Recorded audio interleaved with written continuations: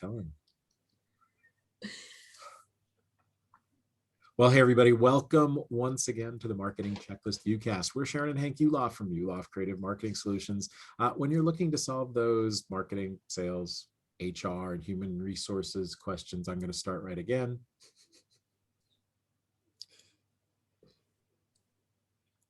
Well, hey, everybody. Welcome to the Marketing Checklist Viewcast. We're Sharon and Hank Yuloff from Yuloff Creative Marketing Solutions. When you're looking to fix your marketing, sales, human resources challenges, we are the small business coaches that you call. On this viewcast, you will meet and learn from successful entrepreneurs who are out there making it happen right now. And here's how it works. Everyone, if you've been watching our episodes, everyone has gotten the same questions. And makes it easy to follow the pattern. And the interview will be about 7 minutes, 21 seconds. Why? Because that's our anniversary, July 21. So why don't we get started? Would you introduce our guest? Our guest today is Milo Shapiro, miloshapiro.com. Wow, that'll make it really easy. I thought you would think. All right, Milo, keeping in mind that we only have a 3-story building, what is your elevator story? The clock is starting. I was a computer programmer who walked away from his college trained career, which paid quite nicely, to become a team builder because I had been doing improv for years. I loved improv, and I created a team building company called Improv Ventures, where people who had never done improv before could learn about listening skills and building on each other's ideas, having a great time. That led to people at those events saying, you should do this with bigger crowds, not just 15, 20 in a group, but like 200-300 as a motivational speaker. I got involved with the National Speakers Association and learned how to be a keynote speaker and developed a keynote where I got about half the time huge audiences playing these games within a speech about moving past the fear of failure, not having to be perfect all the time, things we learned from improv. Well, the unexpected twist that led to what I do right now is that people kept coming up to me at the end of my speeches and saying, would you work with me as a speaking coach? Would you come in and work with my staff on their speaking skills? And at first I said no for a while because that wasn't what I did. But when the 7th person asked, I thought, wow, this is kind of being dumped in my lap by the universe. Maybe I should listen. And now it's perhaps like 80% of my business. Perhaps I should put a pricing structure together. Yes, maybe. And it was a really low pricing structure at first because I thought this is silly. And I discovered, no, it actually really suited me. So, and that happens a lot when somebody goes into coaching of one way or another. One of the biggest challenges we always find when we say, before you tell us how much you charge, just know that we're going to tell you to double it. And then they give us what the investment is, and invariably it's, yep, you can double that. I've more than doubled it since 2004. Yes. But I don't want to tell you how low that number was. So more than doubling, it didn't say anything much. You know, we have a group coaching program, and during one of our sessions, there's like 12 people on the call, and we were talking about pricing, and somebody made the comment, yeah, you know, your group coaching program's kind of not priced the same way. You know, they're kind of calling the coaches on. I said, really, how much should it go up? And the comment was around the room was about $500. So I said, tomorrow morning, look at the site. And within the next morning, we had raised the price because we want to live, you know, be congruent. Congruent with what we do. Comparable. So if you're too low, people don't take you seriously. Exactly. It's weird, but it's true. Okay, so today, what is your business really all about? 80% of my business is in the coaching now. So in that public speaking coaching, I am helping people to be more effective in front of groups, to fix the things they're doing wrong, to accentuate the things that make them unique and wonderful. It's not all about fixing. It's about saying, you're good at that. Let's take that forward and make that part of what makes you shine. Sometimes it's about getting them ready for a specific speech. Sometimes they give a different program every week and they don't have to be perfect. They got to be good at putting together a program. For other people, it's fixing what they do with their face, their body, their voice, so that they feel more prepared and polished and powerful every time they speak. Awesome. So if they're doing a lot of this, that particular motion, I would probably slow down unless they're talking about washing windows. Let's slow that down unless you're doing Mr. Miyagi. But the days of saying stop using your hands are behind us because we need to be the movie that people are watching to bring those images out. Yeah. So doing a certain amount of charades in what you're saying is actually a good thing. We took some NLP courses for speaking, and fantastic. And I realized that there was a little too much of that going on, but learning the right ways to use what you're doing, you can, get your point across much better.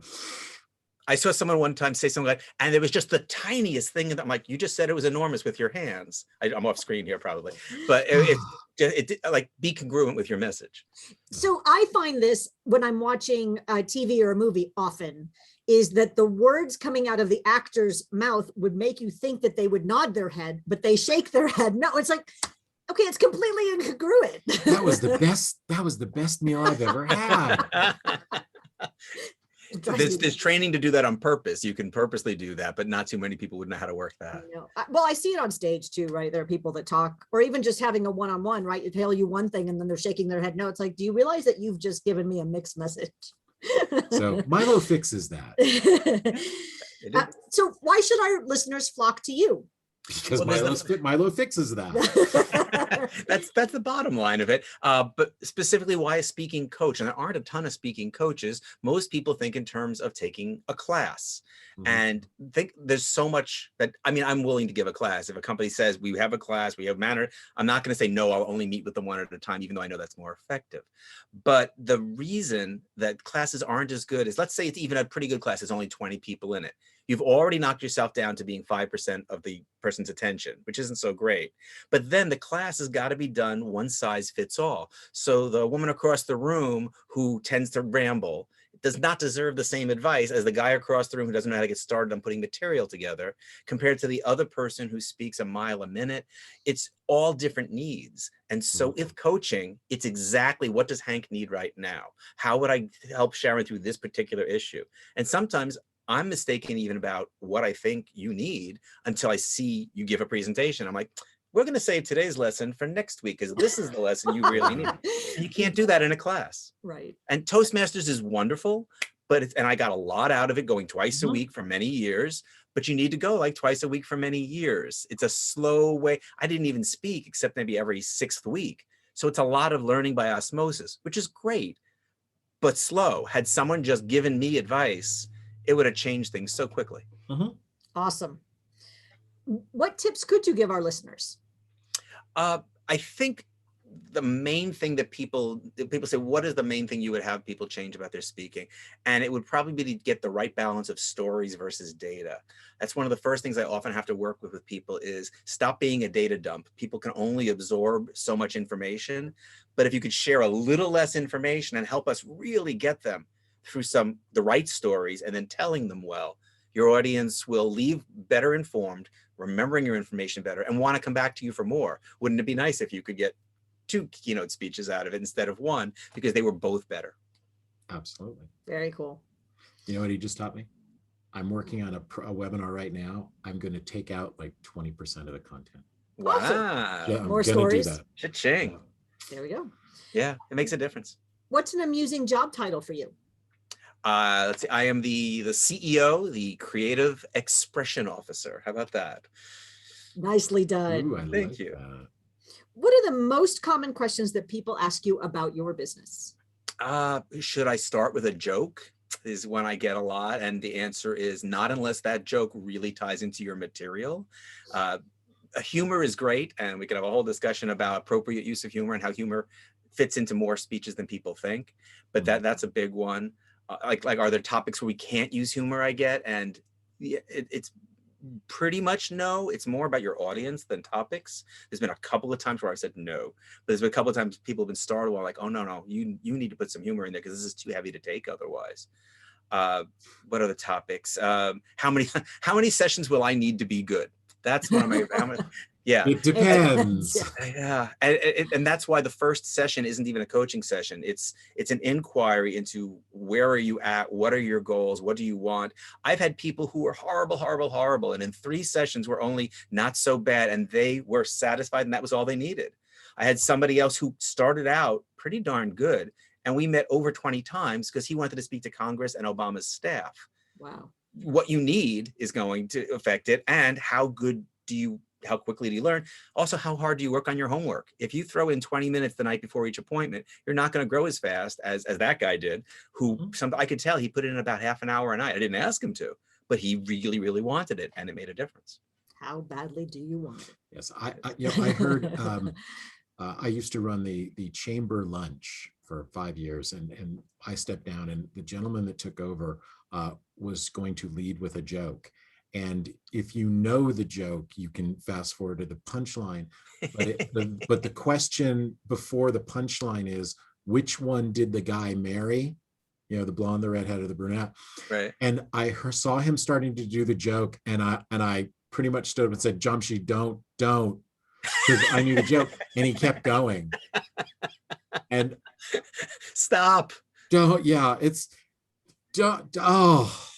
You know the So scene in the first Superman movie, where he flies around the earth and turns back time. You want to see, can I fly? Can I fly right that now? song, if I could turn back time. Yeah. Another question I get a lot is who are the best presidential speakers? And it depends on what the accomplishment is. I always like to pick one from each side because I try not to get political with clients. But in terms of the right speaker at the right time, yeah, Reagan, coming out of a struggling economy under Carter, America needed a dad. America wanted calm and easy, and I'm in charge. And he had that cadence and that pace that made him the right speaker at the right time. On the other side of the coin, we had the first George Bush, who wasn't the most warm, charming, friendly. I mean, he got better as he got older. He actually seemed like a nice guy toward the end. But as president, he was a past CIA director. And Bill Clinton came in like a breath of fresh air. So different needs for different times, both excellent speakers. Yeah. I just find that's a fascinating that people ask you that question. All the time. I get that all the time. Well, I also get, what do you think of Obama? What do you think of Trump? So yeah, because it's the speakers people know the most. There aren't that many speakers people listen to. We listen to our presidents and candidates. What is the most unexpected thing that you've ever encountered in your business? Let's see. I would say in terms of someone just growing at a crazy potential, I had someone who came into me because she was afraid to talk to her co-staff in the Coast Guard, like a room of 10 people. And every Friday she sat there sweating through her uniform because she had to brief them for like 2 minutes. Oh, and wow. So we worked together a bunch on her confidence and her capability. And by the way, in terms of, let me step aside for a second, in terms of getting over the fear and the confidence, it's not about getting over the fear and the confidence. It's about becoming a good speaker so you feel good about yourself. So that goes away on its own. Hypnosis is not the first step, because you don't want to be hypnotized to feel good about giving bad presentations. Little aside there. So we worked, and she started getting better. She started getting better briefings and feeling confident. And one day her commanding officer said to her, by the way, you're going to brief the admiral when he comes in. She said, no. I'm the one who's afraid to talk to them. He goes, I really don't care if you're afraid. You're the best one now, so you're doing it. So the admiral comes in, she briefs him, similar brief to what she did, but more background. And as he goes to leave, he didn't say anything initially. She had no idea she did. And as he leaves the room, he turns back and goes, by the way, she did very well. She should be the one to brief the congressman. And after the door closes, she's like, no. And her commanding officer said, yeah. She briefs the congressman, who points her to Mike Mullaney in the White House. Wow. So she's gone from her in 3 steps from briefing her coworkers to the White House, and then another congressman after that. But not only did she get better, but she came to love it. Now she is the go-to person for retirement events and welcomings, and she's come to love it, but she didn't think that was even possible. Wow. You know, it is possible. I went from 11 years old, the vice president of my elementary school, having to lead the student body in the Pledge of Allegiance every Monday and hating Monday morning, to now I'm interviewing Milo Shapiro. So that is a step forward. Yeah. Right there, you can see it's the first growth. step. And I know the pledge, but we don't have to do it right now. We can save that for offline. Yeah, the flags are over there. I can put myself in that position. I can feel the goosebumps. So it's like, and not in a good way. And liberty and justice for all. Exactly. So what's one of your favorite business tools that you use to do what you do?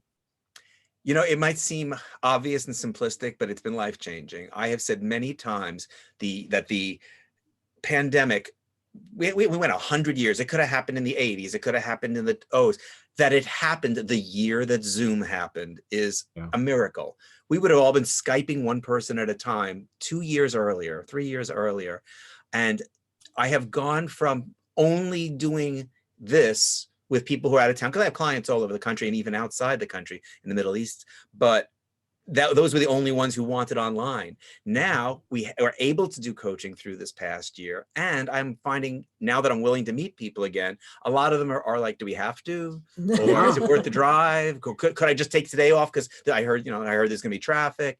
And there's so many benefits to this. I can share screen at the spur of the moment. I can take notes on Word without looking distracted. In some ways, not all, but in some ways, I prefer this. Really, the only place that this doesn't meet or exceed is body language. And it's only because you have to keep adjusting the webcam, because the minute I do this, you can see what happens. So I was going to say, standing up, when we present, if we're on a stage, I'm the walker.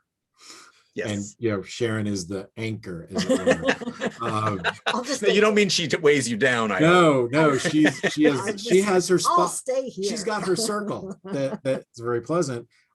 So the standing part and the presenting, that part can be more difficult. Yeah, it is, especially as people are learning to get away from the dang lectern, that thing, that the physical barrier that keeps you from having an emotional connection to people. But once that's out of your hands, then what do you do with everything from the neck down? And I learned that early on. For me, it was step forward, step back, step forward, step back. And I caught that on video. I was like, stop that. Wow. For me, it's once I learned that a clicker is your friend. I don't need notes on a lectern. I have slides. Yeah. And if you do your slides, if you know your slides, if like, I'm sure your clients have practiced before they go on stage. So, it's one of the things I'm sure you work with them on is getting knowing your content, that both of us can see a slide and it's like, oh, got it. We know where we're going. Yeah. So and if you know your material, you don't have to put all that information on the slide. Oh, no one needs to read slides. No. If you're going to read the slide to me, just send me your slide deck and I can read it myself. So one of your favorite tools is the delete button, as you delete most of their content off of their slides. That's another great tool. Or at least take a sentence and make it a word, because in most cases, all they need is the word to remind them that this is the next topic. Yes. And then they become the expert. There was one woman I worked with who was reading all of her slides in, it was a, I don't remember what you call that, when you have the thing in the table and everybody talks into it and the people in the other room, it's like, they hear you talking as a conference call. Was this think of the word? A speakerphone? Even a speakerphone? Basically. Well, it was the thing sitting in the middle of the table, though. It's not a phone, but it works like, anyway, not the most important factor here. So I made her cut things back to just like single words, double words. I said, we don't want PowerPoint to be the expert. We want Jamie to be the expert. Yeah. And just that one change, the next time the client talked to the boss, he said specifically to them, I said, can we have Jamie again? Because her expertise really exceeded other people we've worked with her. And it didn't. It's just that other people looked like they were reading it and she looked like she knew it. They all knew it. They were doing the old thing of reading slides. Yeah. What's the 4-letter word that describes your business best? Zest.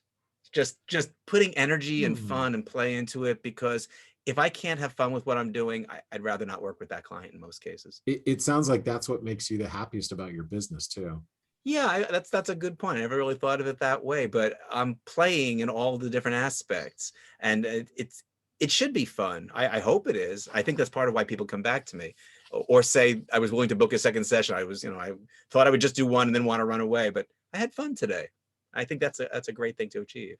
So the question that we get the most comments on from our audience is the next question. And what did you learn in nursery school that is still helping you in your business? Nursery school. I'm gonna push it to kinder because I don't know how well I remember. Oh, that's okay. We don't have very strict rules on the market. Oh, what a relief.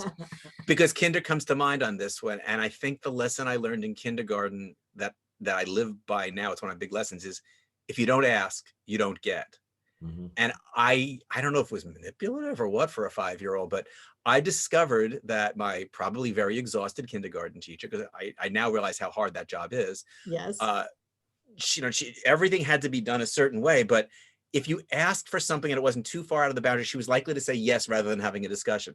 So could I pull my mat over where the sun is? Yes. Oh, nobody else got to be in the sun, but I asked, so I got it. Could I just do this for 5 more minutes because I'm really enjoying it? As it wasn't going to throw her off. And so I learned sometimes I got to know, but if I didn't ask, I didn't get. And I think that's a huge lesson in life for us as adults. I mean, I've run podcasts, people are like, how did you get that person as a guest? Like, I asked. Mhm. Oh, I would have never thought to ask. Like, no, it's thinking to ask. After that, you just have to be willing to accept no. You know, Yeah. for our new book that's coming out, our new book is called Partners in Everything. And it's how Because partners, we are. yeah. And we know that James Melanchek, who was ABC Secret Millionaire, we know that he runs his business with his sister. Oh, So wow. we asked him to do the foreword for our book, and he said yes. So That's so cool. if you don't ask, so you're absolutely right. So I got everyone, John Gray for my book, for one of my books, the Mars Venus Yeah, person. Venus, Yeah. Only came It's- from meeting him and asking him. it's amazing how many testimonials we've gotten from people. You know, we have a Joe Theismann testimonial and Brian Tracy, and How fantastic. just asking. By the way, if you want Brian Tracy to review your book, you have to have a table of contents. Just know that he will That's the not. first thing he checks. First thing he checks. Wow. So Yeah. you have to watch Okay. that. So you learned it in nursery school. That, I guess that's going to tie into your fantasy lead if you don't ask. So Yeah. ask. Well, sometimes my fantasy just comes from the phone ringing, so it can go both ways. Okay. That's always delightful when everything I've done in marketing actually pays off and I didn't have to make it happen.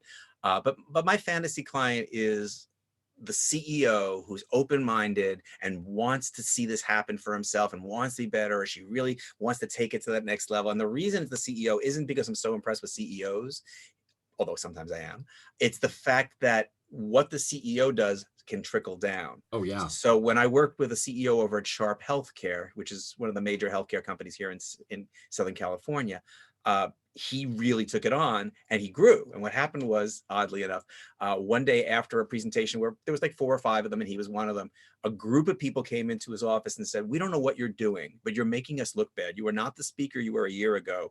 And whatever you're doing, you have to let us in on it. And he goes, well, yeah, I hired a coach. And so I worked with those 4 and then down. I ended up working with about 12 fairly high people. If you start a little lower than that, it doesn't usually work its way up because no one wants to tell the CEO that or the CFO that she needs to work on this. So that's really a sweet situation to be in. Cool. So everybody, if you're watching, connect Milo with your CEO friends. That's what he really But I wouldn't turn down your COO or CEO, FO, just so you know. Okay. We talked about this just before we started, so the audience didn't get to hear it, but how did you know that this was your calling? Yeah, I totally didn't know that this was going to be my calling. I just wanted to get out of being a computer programmer and thought playing with improv would be fun. But I think it's that improv skill of this is what's happened so far. What could happen next? This is where you are now. What could happen next? Because that's what we're taught. What comes next? What comes next? Not don't plan. If I try and plan and then Sharon says something I don't expect, I get thrown off as an improviser. And that's not where you want to be. So when the opportunity to try speaking came along and I kept hearing that, let's see what happens. And the coaching really just, I didn't foresee that at all. It kind of made sense in retrospect because when I was in Toastmasters, I always won the award for best evaluator when you give feedback to people. I have that analytical mind, and that's 20 something years ago, 30 years ago, gosh. But it made sense, but I didn't see it for me. It kind of found me, and I'm so glad because it brings me a lot of joy. I mean, I love being on the stage and speaking. I don't want to say that I've decided to move past that. But these jobs are easier to find. There are more people who know they need to improve their speaking than there are speeches to get or stages to take. Yeah. There are a lot of people competing for those stages. Right, the competition too. Yeah, absolutely. So one other point there, is there a joint venture partner that you would love to have watch this and connect with you? I love working with other coaches because I am so tightly niched. So if you are a business coach, a leadership coach, an executive coach, even a life coach, sometimes depending on who the client is, where they have a reason to give presentations and that's part of their thing, pass them on to me. I will work with just that aspect to them. And I will not steal your client because I don't do any of those other things you do. When we're done with that presentation or helping them with that skill, they're right back to you. There we go. And we have, look at this, we have just enough time for the last question. Oh, perfect. We have nailed it. I mean, I planned that. We have just nailed it. How would somebody start a conversation with you? What do you have a free offer or some offer you'd like to give them? Sure. The best way to get in touch with me is through the contact page on miloshapiro.com. You can call me, but I'm more likely to be ready and have myself together if you contact me through the contact page there. In terms of a giveaway, I'd love to let anyone know that if they want to know how coaching would look for them and know what it would look like and those kinds of things, I'm happy to talk to anyone for about 15 minutes just to get to know you and what your goals are a little bit and see if it's a fit. And there are times it's not the fit. So that 15 minutes can be nice to see if we want to move forward from there. Oh, absolutely. We have found that as well. So look at that. 7 minutes, 21 seconds on the dot. I'm amazed. I wrote out how long I wanted to spend on each question just to get you there. You know, as a speaker, I'm kidding, of course, but as a speaker, I have seen event planners say, I will never work with that woman again because she went 62 minutes. Yeah. The audience loved it, but she lost her bathroom break in those 2 minutes. Absolutely. You got to be on time. I know. We have a friend that when we ask him to speak, if we've blocked 30, we tell him he has 15. That's great. Because we know his relationship to time is very loose. And the thing is, you know who this person is because he's in both of our worlds. And he gives great content. Yeah. And the audience likes it, but he's not good at time. And in 20, I don't need to know who. I don't need to know. Yeah, I'll tell you later. I bet I can know. We competed for and won America's #1 small business coaching team. And when we competed, the final part before the vote is you get 12 minutes. And if you go over 12 minutes, you're out. Yeah. So we planned hours to go 10 and we went 11 because we knew, again, I knew I was going to be doing some walking in a room of 300. I'm going to walk. And we hit it at like 11 and it was perfect. Once in a while, someone speeds up from nerves, but 9 out of 10 times it ends up being a little longer than your rehearsals for whatever reason, acclimating to the space. I did have one client who came to me and she said, I have to give a 2-minute pitch. And if I go over the 2 minutes, I'm disqualified. Yeah. And she had to pitch her entire book in that time. So I said, let her rip, let me hear the 2 minutes. She said, I just want feedback on my vocal variety and my delivery style because I've already written my 2 minutes. And I said, okay, let's hear it. And she did her 2 minutes as the first 2 minutes of our session. And I paused and said, I am not trying to talk you into more coaching. Your delivery style is pretty good. But if we don't spend this session rewriting that, I am not serving you as a coach. She said, is it that bad? I said, do you know you're even covering 3 distinct topics in that time? She said, no, what are they? I said, what was going on in the world at that time? What happened to your grandfather? How you came to write the book? And you are bouncing back and forth all over. It's got to be in that order, 30 seconds, 1 minute, 20 seconds. And she did well, but it took her seeing how to use 2 minutes because the shorter it is in some ways, the tougher. Yeah. Well, there we go. So great. Go connect with Milo Shapiro, miloshapiro.com, and make sure you connect with us at howtogettherefaster.com. Yeah, you can get a 30-minute discovery success call with us at howtogettherefaster.com. And there we are. And if you would like to be on the Viewcast as well, then please let us know when you schedule time with us at howtogettherefaster.com. Thanks for watching, everybody. Thanks for being here, Milo. And we'll see you next time on the Marketing Checklist Viewcast.